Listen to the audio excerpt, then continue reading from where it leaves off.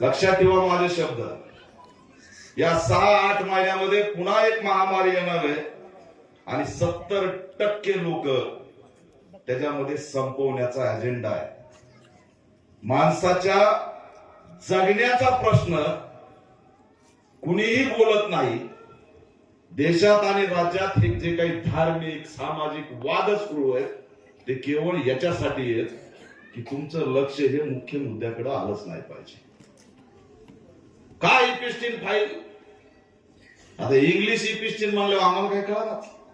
काय करणार आहे? ई-15 सुरू आहे. ते एक बीच होतं तिथं आपले साहेब बी जाऊन बसले तिकडे, काहीतरी डान्सच करून आलेत म्हणे इस्रायलला. ते पण अडकलेत. आता त्यांच्याकडे काय माहित नाही. ते डोनाल्ड ट्रम्प म्हणतो उठा, की लगे हे उठले. डोनाल्ड ट्रम्प म्हणतोय बसा, की हे बसले. आम्ही टेरिफ 18% लावू, पण तुमच्याकडून घेताना फुकट घेऊ आणि एवढं दिलंच पाहिजे. बसल्या बसल्या बातमी वाचली मी, बातमी आताच वाचली की 1 एप्रिल पासून रेशन कार्ड बंद होणार. कोणती बातमी आहे? किती जण रेशन कार्ड होते तुझ्यात? हात वर करावं. आहेत का? तिथे आमच्या इकडल्या सगळ्या बघितले. चाललं आता तुमचं 1 तारखेला रेशन कार्ड. पण त्याला अटी घातल्या आणि अटी एवढ्या गंमतशीर आहेत. सुरुवातीला आम्हाला म्हणले आधार कार्ड आणा आणि आधार कार्ड आणल्यानंतर तुम्हाला फक्त आधार कार्डवर मोबाईल मिळेल. आम्ही जाऊन मोबाईल घेऊन आलो हप्त्यावर. पुन्हा म्हणले बजाजचं EMI कार्ड मिळतंय.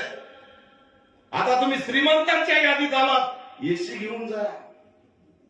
आम्ही एसी घेऊन आलो, कार घेऊन आलो, मोटरसायकल घेऊन आलो. आणि त्यांनी आता बातमी दिली आहे, सरकार सांगते की ज्याच्या घरात एसी असेल, कार असेल, त्याचं रेशन कार्ड खतम. किती ट्रॅप मध्ये अडकलो, स्वतःच्या ट्रॅप मध्ये अडकलो. आणि रेशन का संपतंय? आमचा अन्नधान्याचा हिताला सगळा साठा कुठं चाललाय?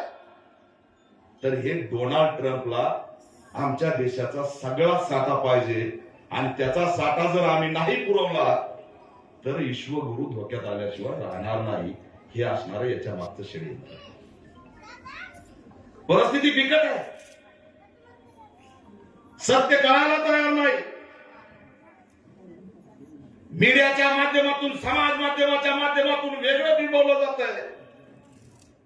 आणि हिरकणी न्यूज सत्य मांडायला पुढे येते, अन्य अत्याचाराच्या बातम्या लावते. आमच्या सरकारने लढा उभा केलेला त्यांच्या न्यूजवर दाखवते. तर ती हिरकणी न्यूज बदनाम करण्याचं षडयंत्र या ठिकाणी सुरू. आमच्या वायकरांचं ते चॅनलच बदनाम करायचं षडयंत्र. पण वायकरजींना मी सांगू इच्छितो की हा पॅन्थर तुमच्या पाठीशी आहे. हिरकणी न्यूजला बदनाम होऊ देणार नाही. आम्ही शब्द देतो. महिला मोठ्या प्रमाणात उपस्थित आहेत. आज महिलांच्या अत्याचाराचा आकडा आज जाहीर झाला. हजारो महिला रोज पीडित या ठिकाणी होत आहेत आणि याची चर्चा मात्र कुठंही नाही. मी परवा दिवशी बुलढाण्याला जाऊन आलो. या महाराष्ट्रात राहत असताना आम्ही कशा पद्धतीने जगतोय, काय छत्रपती शिवाजी महाराज, ज्या महाराजांनी स्वराज्य दिलं, रयतेचं राज्य दिलं,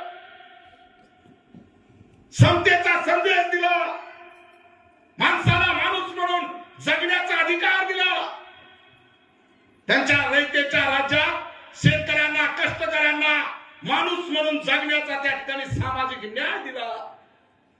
त्या छत्रपती शिवाजी महाराजांना बुलढाण्यामध्ये विरोध व्हावा